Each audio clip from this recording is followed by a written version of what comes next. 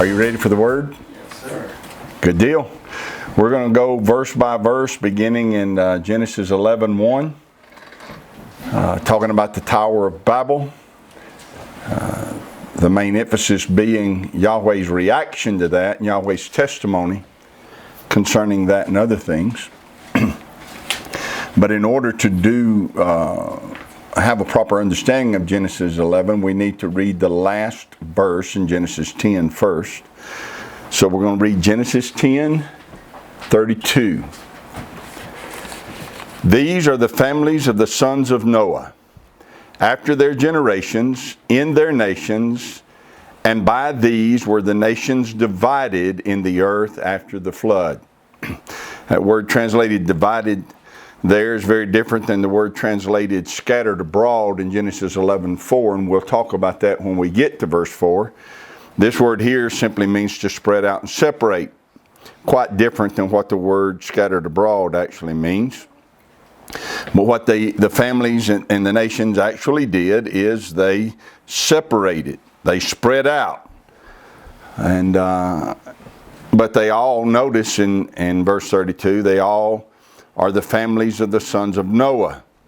So even though they spread out, and even though there were a multitude of nations that came forth from them, they are all connected by two things. Number one, they came forth from the loins of Noah.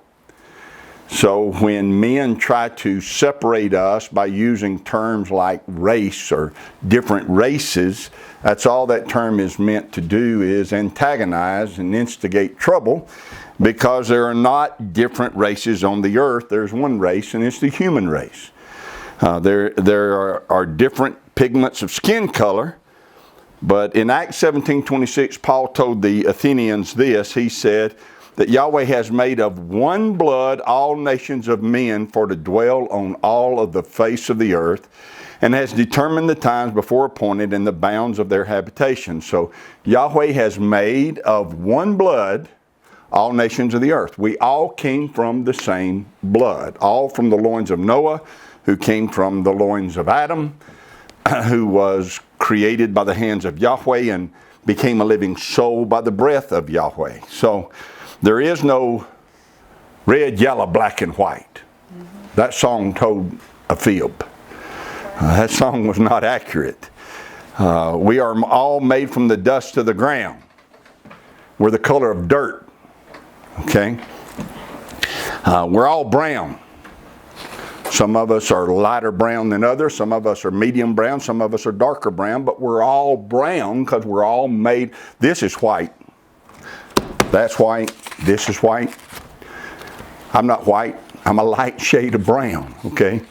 And so all of us came forth from dirt. And the color of our skin is dependent upon how melanin works in our bodies. Okay? So we all came forth from Noah. All of the nations that are spread abroad over the whole face of the earth had two things in common. Number one, they came forth from the loins of Noah. Number two, they all spoke the same language. Everyone, everywhere spoke the language that Yahweh gave to Adam. Hebrew, that ancient version of it, was a divine heavenly language that all men everywhere spake. It was, and it is, a far superior language than English. Modern Hebrew has approximately 33,000 words in it. The English language overall contains over 1 million words. The 1989 Oxford Dictionary, I looked it up, that Oxford Dictionary contains 171,476 words. 33,000 words to 171,000. Having more words does not make you superior, it makes you inferior. It has been said that English is the perfect language for a man that wants to con you, deceive you, lie to you, because there are so many different words he can use and variants of meanings of the words that he can use. But in Hebrew, you have to mean what you say and say what you mean. Right?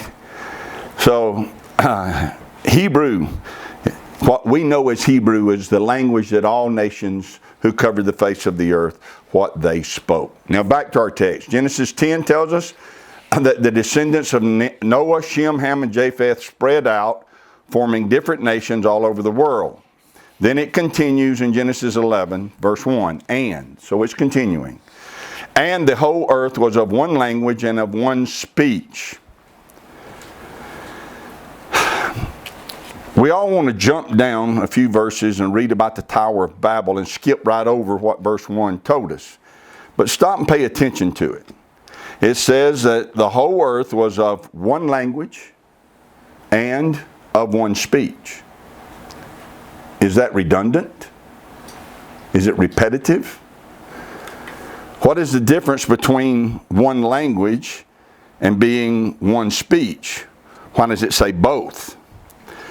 If you look up the word translated speech, you find the Hebrew word dabar. Dabar means words. The root word of that, of dabar, means to arrange. So speech is the arranging of words to communicate. Okay? So that word makes sense to us. They arranged their words the same way. They were spelled basically the same. They sounded the same. They were in the same order. They communicated the same message. All right? It was one speech.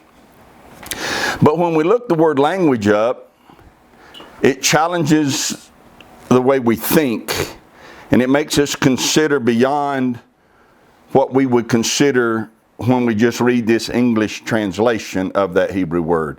The Hebrew word is saphah. S-A-P-H-A-H. Saphah. And it's translated as language here in Genesis 11. More than once. Actually, it's translated 4 times. So we might think that it would always be translated as language, but if we did, we'd be wrong. The way it's translated in other places sheds a lot of light on what this word saphah actually means. So we're going to read a couple of those places, and I want you to see if you can spot the Hebrew word saphah and how it's translated. Go to Exodus 14. Exodus 14, verse 29. But the children of Israel walked upon dry land in the midst of the sea, and the waters were a wall unto them on the right hand and on their left. Thus Yahweh saved Israel that day out of the hand of the Egyptians, and Israel saw the Egyptians dead upon the seashore. You see any word there that looks like it could also be translated language? The word saphah, the Hebrew word saphah, is in those 2 verses, or is in one of those 2 verses. Kind of difficult to find it, isn't it?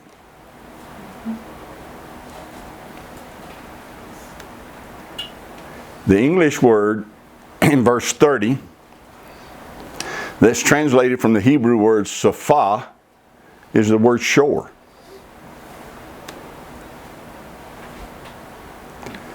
Look in Exodus chapter 7. Exodus 7:15. Get thee unto Pharaoh in the morning. Lo, he goes out into the water. Unto the water, not into. He goes out into the water, and you shall stand by the river's brink against he come. You shall stand by the river's brink. The word brink is the Hebrew word saphah. Is from the Hebrew word saphah. So according to the concordance I looked at, saphah is translated language only 7 times. 4 of those are in Genesis 11. It's translated bank, brim, brink, edge, shore, side, border, band, as if it's an edging. It's translated that way 43 times. But more than any other way, it's translated as lips 112 times. This wide variation of meaning and the choice of the use of this word is I find it very intriguing.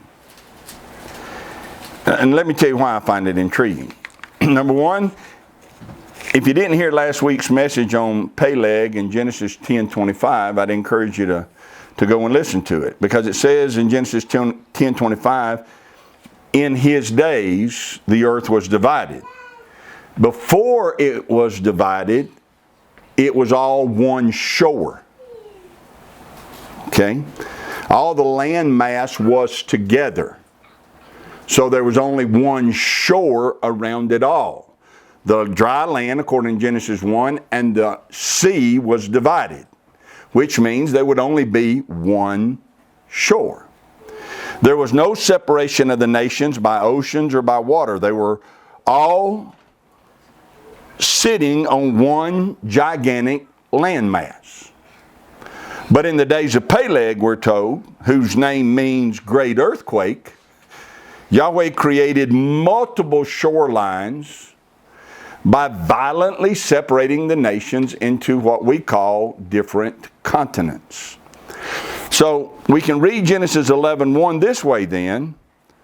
The whole earth was of one shore and one speech. They all dwelt on the same landmass, and they all spoke the same language. Another reason I find the use of this word intriguing is that it can refer to our lips. As I said, it's translated lips more than anything else. And so it can refer to our lips, or it can refer to the shore. So there has to be a connection between the two if it could refer to either one. So we could say it this way. Just as the nations were defined by their borders or their edges or their shores, so are our lives defined by our lips. Messiah said this in Luke 6. For a good tree brings not forth corrupt fruit, neither does a corrupt tree bring forth good fruit. For every tree is known by its own fruit. For of thorns men do not gather figs, nor of a bramble bush gather they grapes. A good man out of the good treasure of his heart brings forth that which is good, and an evil man out of the evil treasure of his heart brings forth that which is evil. For out of the abundance of the heart, what happens? The mouth speaks. Across the lips will come words. The ocean waves cannot push to the shore that which is not in it. The shore is a reflection of what the ocean is. Our words that come across our lips are a reflection of who we are and what we are. Okay? Our mouths speak that which is in abundance in our hearts. It's a reflection of our hearts. So let's continue. Go back to Genesis 11. I find that intriguing that that word can be translated shore, lips, or language. Verse 2. And it came to pass as they journeyed from the east that they found a plain in the land of Shinar, and they dwelt there. Well, immediately a couple of questions ought to arise. Number one, who is they? They journeyed. And what does it mean that they journeyed from the east? Again, we have a word here. The word translated east can be translated two different ways. It can refer to a place, or it can refer to a time in the past. So they journeyed from a place. If we translate it that way, then it's a place east. From the east they came. We know where they came to. They came to the plain of Shinar, which is located in Iraq, what we refer to as Iraq. And so if they came to that area, they had to come from a land east of Iraq, or east of Shinar. So if it's a place, they're coming from from an area east of Shinar. But if it refers to a time, that word translated, again, east, can be translated antiquity, or it can be translated ancient time. So I suppose it could mean both, that this is referring to a people who came from a place east of Iraq, and they came from antiquity, meaning that they are bringing with them the mindset and the ways of those who were destroyed in the flood. Because the ancient times that it would be referring to would be the times before the flood. So they came from a place east of Shinar, and they're coming from some old way of thinkings, okay? Some old ideas. Let me explain it with an example. If you look back over just recent history, you will see that socialism never works. Socialism always leads to communism and to a totalitarian regime which has always led to mass murder and the confiscation of people's property. Go back as far as you want in history, and that's what you'll discover. Socialism never works. It might be a good idea on paper, I don't know, but it never works. When you try to institute it, it grows into this evil, wicked thing where people are murdered, mass multitudes of people are murdered, and their goods are confiscated, okay? Yet in every generation there arises some theys who come forth with the same thinking and the same ways as those of past generations, believing that they can make socialism work. But it never has, and it never will. In Genesis 11, we have people who are not only traveling from a land east of Shinar into Shinar, but by the dual meaning of this word, I think it's communicating to us that we also have a people who believe that they can discover and worship other Elohims besides Yahweh, and that they can do so without consequence. They believe that they can worship their way as long as they are sincere, and that it will not matter who or how they worship. Those before the flood were wrong about that. And those after the flood, from then until now, are also wrong about that. Let's read about what those who journeyed from the east were determined to do. Because this tells us that it isn't just about where they came from, but it's about how they thought. These ancient ways of thinking is what's going to come to play here, not just where they came from. All right, verse 3. And they said one to another, go to. Mark that. Mark that phrase. They said one to another, go to. Let us make brick and burn them thoroughly. And they had brick for stone, and slime had they for mortar. And they said, go to. There it is again. Let us build us a city and a tower whose top may reach unto heaven, and let us make us a name, lest we be scattered abroad upon the face of the whole earth. I told you last week this phrase, go to, means mark this. Write this down. When I see that phrase, here's what I hear in my mind. It means, write it down, this is what I'm going to do, and you can't stop me. It means I am determined to make this happen. So when they said go to, it is a declaration. This is what we're going to do, and nothing and nobody will be able to stop us from doing it. And when you read about a tower that reaches to heaven, whose top may reach to the heaven, do not think of a tower that's hundreds or thousands of miles in height. That's not what they're trying to build. It's not the idea at all. In order to understand what they mean by a top that reaches unto heaven, all you have to do is understand how the word heaven is used beginning in Genesis chapter 1. Country songs and gospel songs give you an entirely different concept of heaven than Torah does.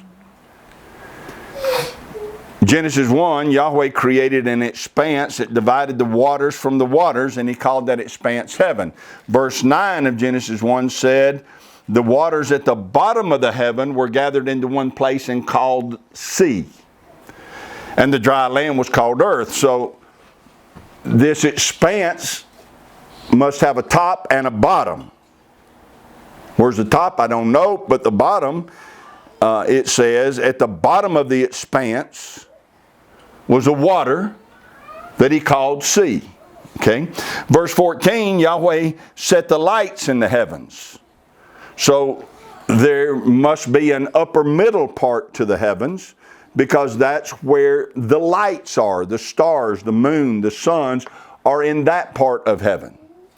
Verse 20 says, Yahweh created fowls of the air, birds that fly in the heavens. So that would be a lower middle part of the heavens.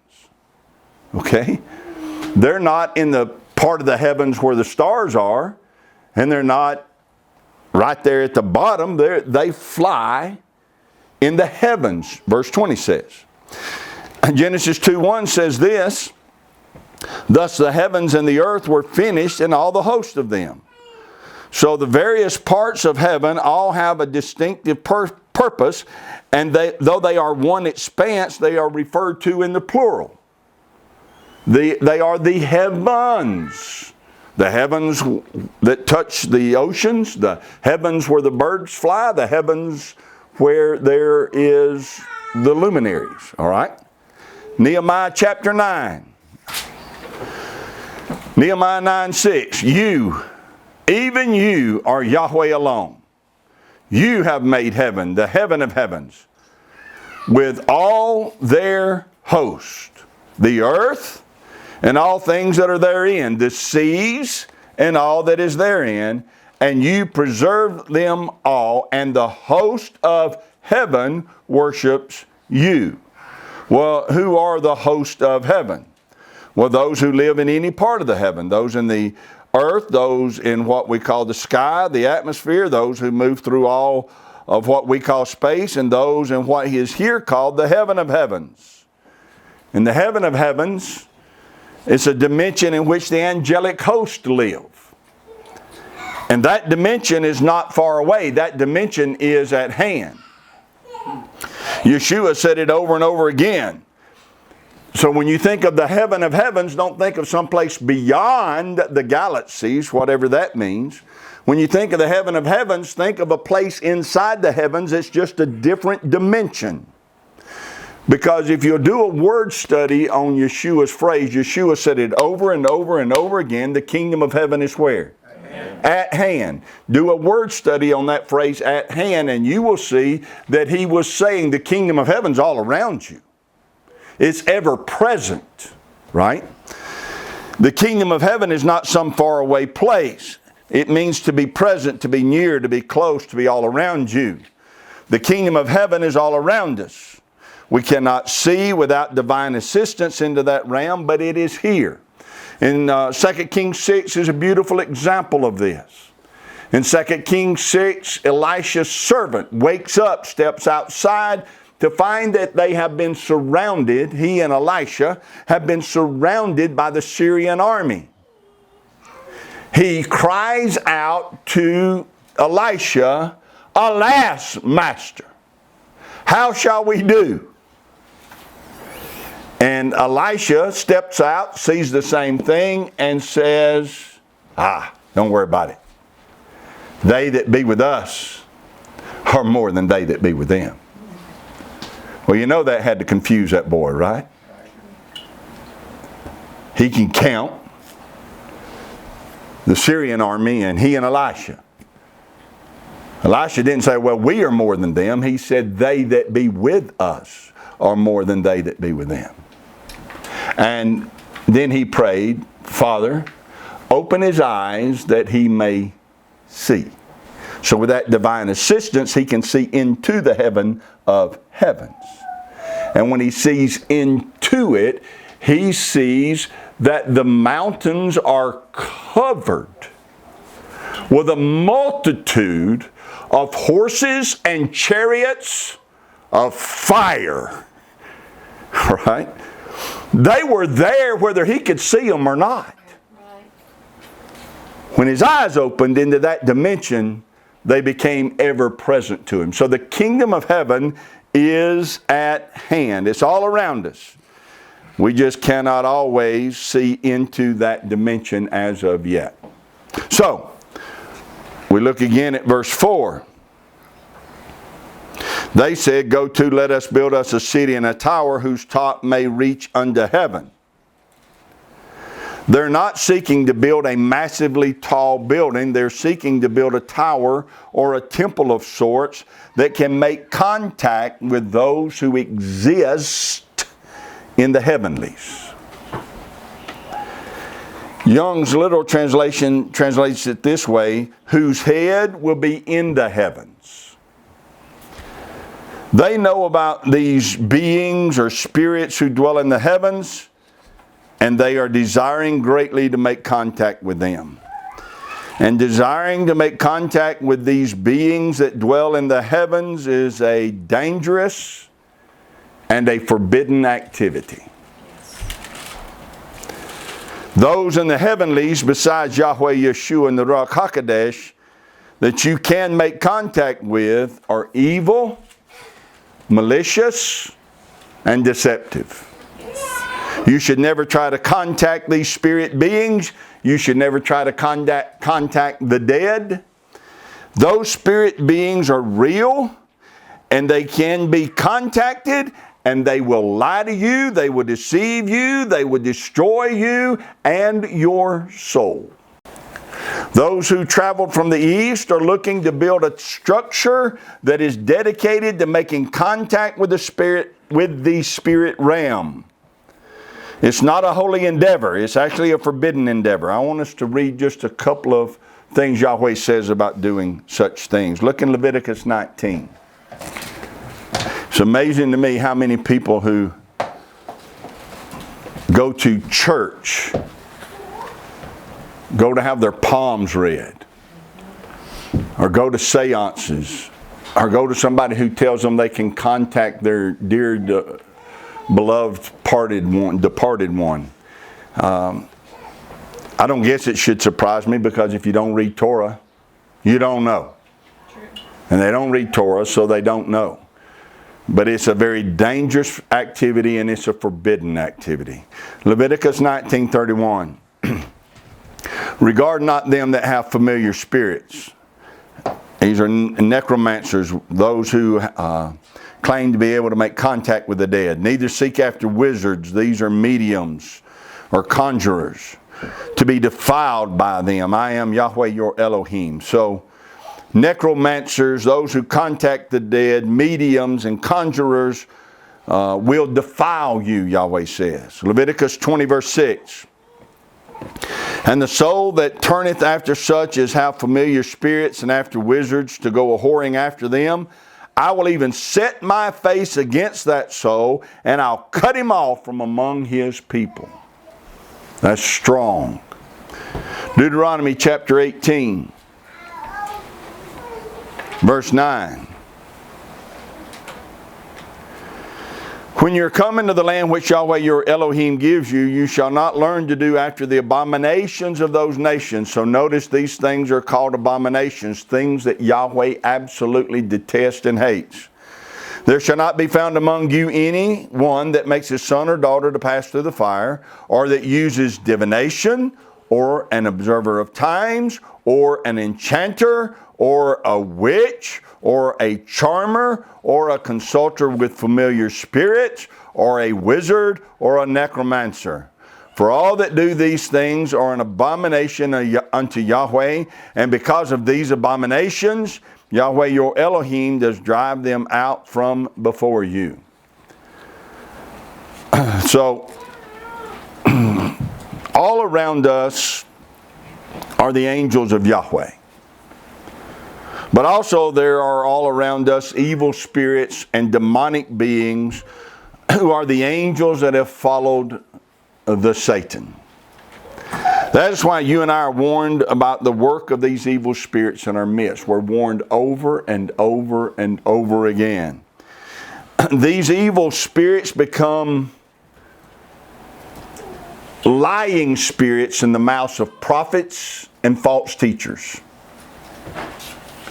Prophets and false teachers communicate with these spirits and sometimes don't even realize that's what they're doing. And then they stand up and repeat the lies that these evil spirits tell them.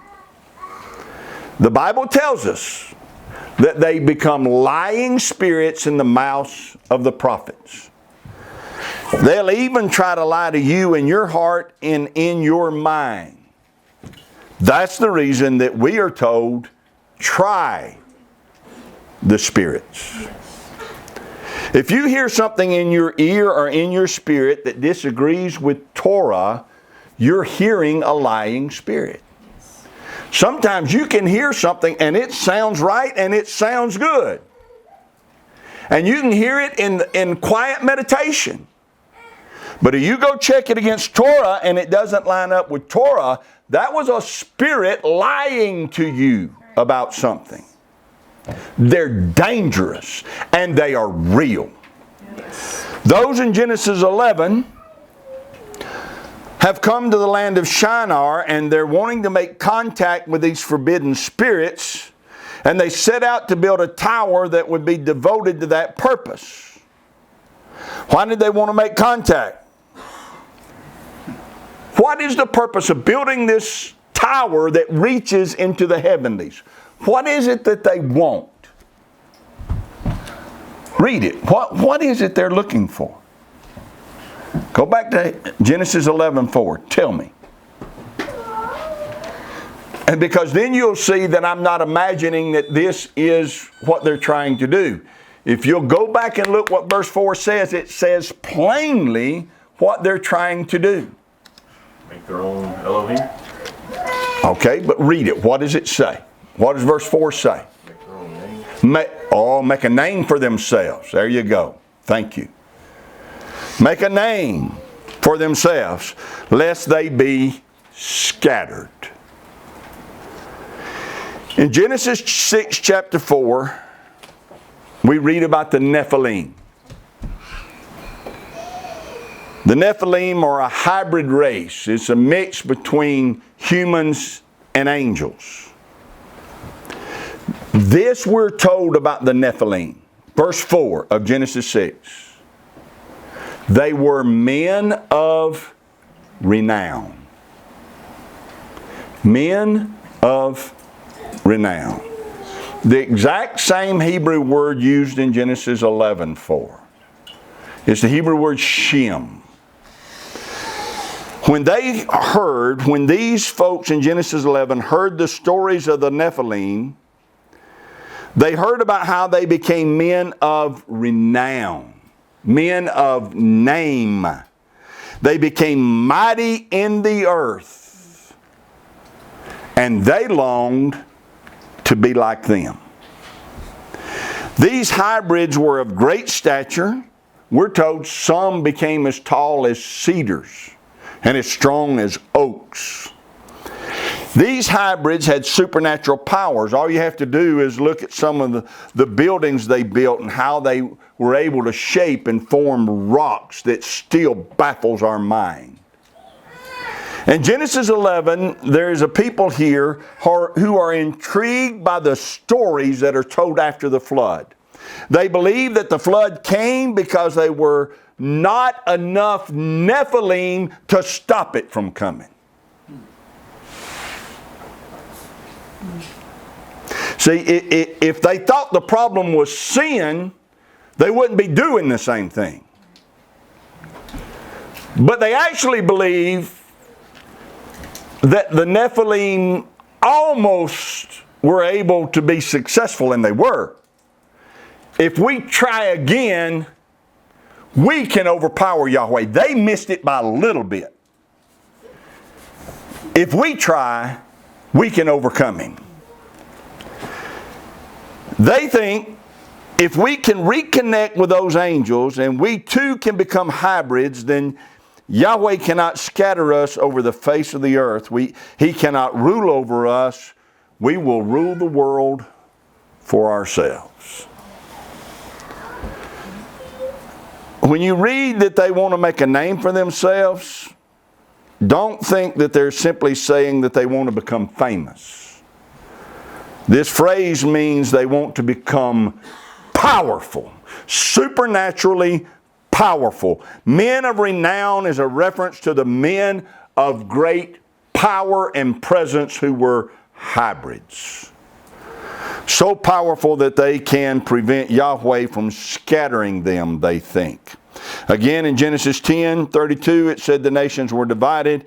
Here in Genesis 11, it says they fear being scattered abroad. The word scattered abroad is very different than the word divided. This word means to dash in pieces, to shake, to break apart, to break in two. We saw that in the days of Peleg, the earth was divided. It was split in two. Why are they already fearing that? It hasn't happened yet. But in Genesis 11:4, evidently, they fear it's going to happen. Isn't that not what it said in verse 4? Where did that fear come from? Well, the Bible tells us that Yahweh does nothing until He does what? Until He tells a prophet that He's about to do it. So whether it was Peleg or somebody else or just the mere mention of Peleg's name, I don't know. But there was something that alerted evil men that if they didn't stop their evilness, there was going to be a scattering abroad that meant more than just being separated. There was something catastrophic that was going to happen. Somehow, they feared it's going to happen. And foolishly, they thought if they could make contact with and join forces with evil spirits and fallen angels, foolishly they thought they could stop it from happening. So they built a tower. They were determined that they could become too powerful for Yahweh to stop and that they could rule the world. Read the next verse, verse 5. And Yahweh came down to see the city and the tower which the children of men built. This tower in their eyes is so big it would reach into the heavens. But this tower, in fact, is so small that Yahweh had to come down to see it. Verse 6. And Yahweh said, Behold, the people is one, and they have all one language, and this they begin to do, and now nothing will be restrained from them which they have imagined to do. All of you text. Bob doesn't like texting, I know that. Most of you text. What's the main problem with texting? It's a convenient way of communication, but it's not the best, is it? No. And why is that? Emotion, exactly. Because the emotion of the one sending the text may not necessarily be known by the person receiving the text. And so the person receiving the text assigns to it the emotion he thinks should be there. And by doing that, he or she may completely misunderstand the text. I send you a text and say, I lost 5 pounds last month. And you send back a text that says, woohoo. What did you say? Woohoo, like who cares? Or did you say, woohoo, like that's great? You understand? So the person sending the text and the person receiving the text, reading the text, can assign or wonder or not know about the emotion. Well, let's go back to the text. I think that sometimes the same thing happens when we read the texts of the Bible. The meaning can be affected by the emotions that we arbitrarily assign to them. If you read verse 5 and assign the emotion of worry and distress to it, then you're going to come away with a different meaning of that verse than I might. If you read it and think Yahweh's wringing His hands and rubbing His brow because He's concerned that if men are able to do what they've set out to do, then He's going to get overthrown by them.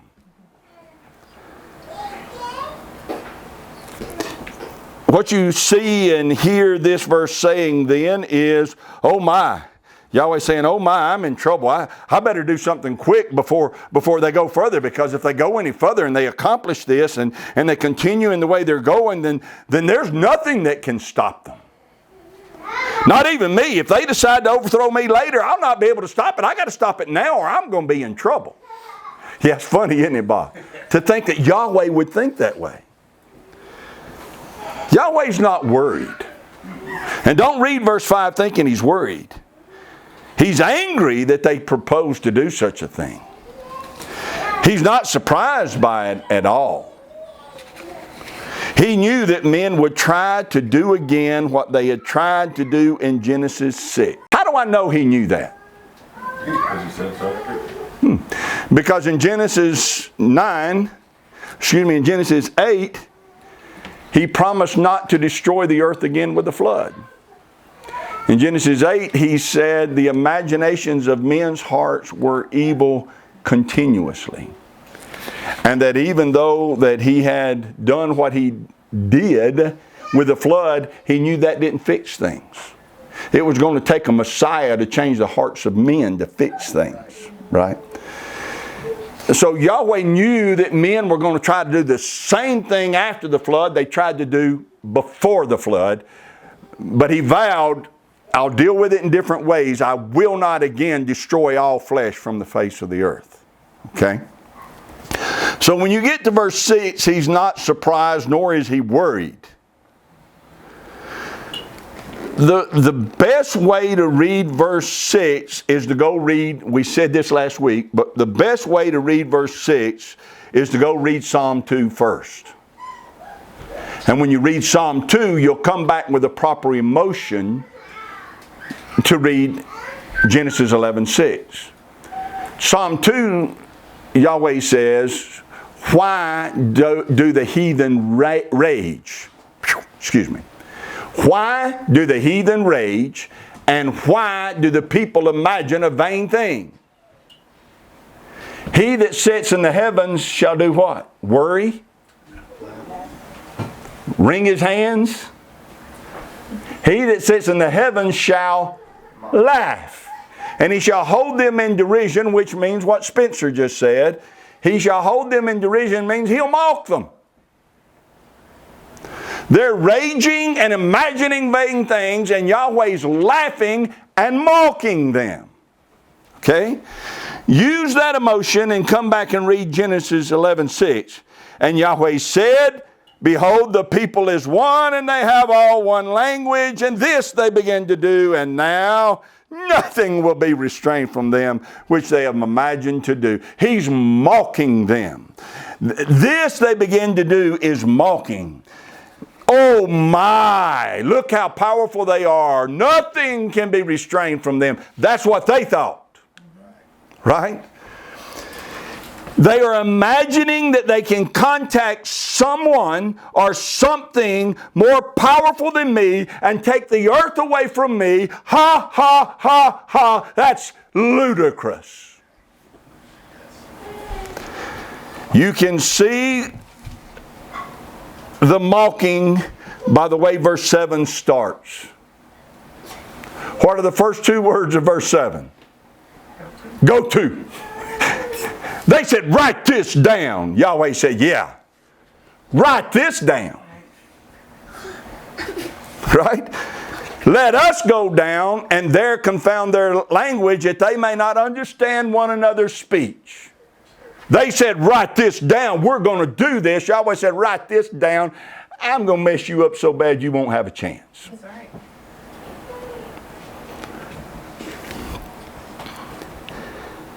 All you have to do is read the end of the book. Yahweh wins over all the hordes of hell and their leader and over all who ever join forces with him. Read the end of the book. You'll see that all things are made subject to Yeshua. He conquers all, even death and hell. And once He's conquered it all, He brings it and Himself and submits Himself to Yahweh. Yahweh wins. Yes. Always. Lucifer did not succeed in Genesis 6. He did not succeed in Genesis 11. And he will not ever succeed. Now, before we move on from verse 6 and 7, allow me to point out the word language one more time. In verse 6 it says they all are of one language. Again, that could mean what? One shore. Verse 7 it says that Yahweh confounded their language. If you look up the Hebrew word translated confound, you will find out that the very first definition that it gives of that word is to overflow. So he overflowed their shore. Right there, black and white. So this could, verse 6 and 7, could be a reference to what happened in the days of Peleg. We're told that it happened in the days of Peleg in Genesis 10:25, in Hebrews 11, I don't know why I keep saying Hebrews. In Genesis 11, 6 and 7, we're told the exact reason that it happened. That Yahweh overflowed their shores because of what they had determined to do. The continents are divided. Men thought they were something because they could build a tower, contact spirits. Yahweh said, well, deal with this. And in an instant, the nations are separated by a great earthquake. The earth was no longer one mass. It becomes several continents. He who sits in the heavens just laughed. Amen. I'm not saying that multiple languages were not created in Hebrews. Genesis 11, 6 and 7. Certainly they were by the rest of what verse 7 says. But I am saying that they chose to use words which seem to indicate a double meaning. That we're being told two different things with the use of those words. That there becomes a multitude of languages at that instant, and there becomes a multitude of continents at that instant. They both happen at the same time. There was an overflowing of the language and an overflowing of the shores caused by a great earthquake. There were different languages, and now there are different shores. Verse 8. So Yahweh scattered them abroad. The very thing they were trying to prevent, they caused. Yahweh scattered them abroad from there upon the face of all the earth, and they left off to build the city. The very thing they were determined to prevent is the very thing they caused to take place. They were dashed into pieces, and they were split apart. And to this day, Luciferian followers have been trying to recreate that one world government that can overthrow Yahweh. It's just been made more difficult by the languages and by the separation of the continents. Verse 9. Therefore is the name of it called Babel, because Yahweh did there confound the language of all the earth, and from thence did Yahweh scatter them abroad upon the face of all the earth. Do with this what you will. But again, if you look up the word Babel, you'll find that the root word is balal, and balal means to overflow. Bala is the word that was translated confound in the verse before this. So, the name of it is called Babel because Yahweh did there confound the language, is saying that the place is called the place of the overflow because there Yahweh overflowed their shores. If you prefer, you can read it and just simply say, well, I just want to think that he gave them a multitude of languages. That's fine.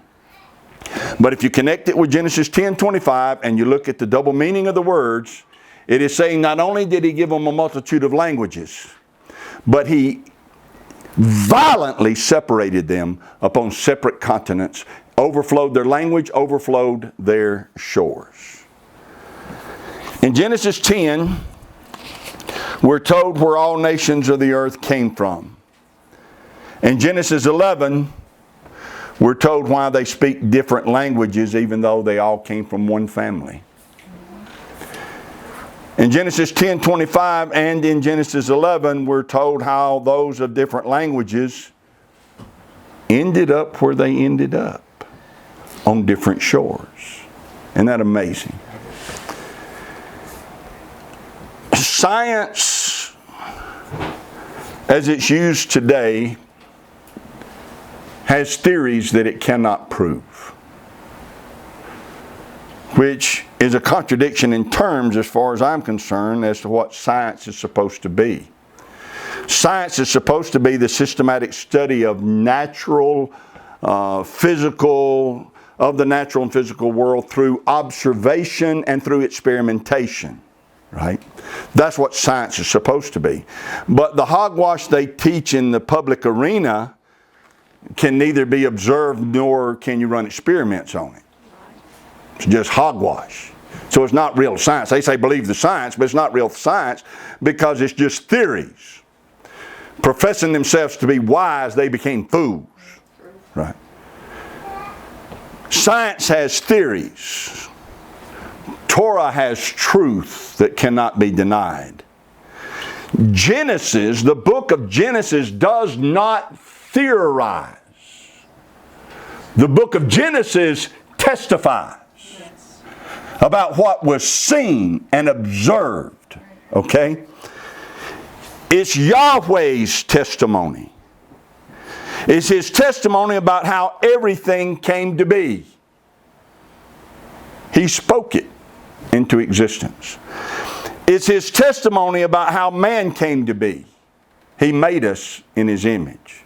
It's a testimony of how evil entered the world. It's the testimony of how fallen angels have impacted things on the earth since Genesis 6. It's a testimony about how the whole earth was once covered by a flood. It's the testimony of how all nations came forth from one blood. It's the testimony of how all nations were separated by language and by the division of continents. And it is the testimony of how Lucifer nor men will ever succeed in overthrowing Yahweh or His kingdom. Genesis is Yahweh's testimony. So if you want to know the truth, you don't need to read a science book, you need to read Torah. It's interesting, but I have heard that in the early days the reason they started schools was to teach people the Bible. And then they decided they need to teach them something more advanced. We went backward when we did that.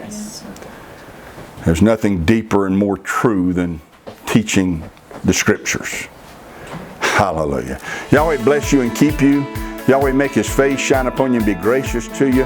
Yahweh lift up His countenance upon you and give you peace. As His name is put upon you, so shall He Himself bless you.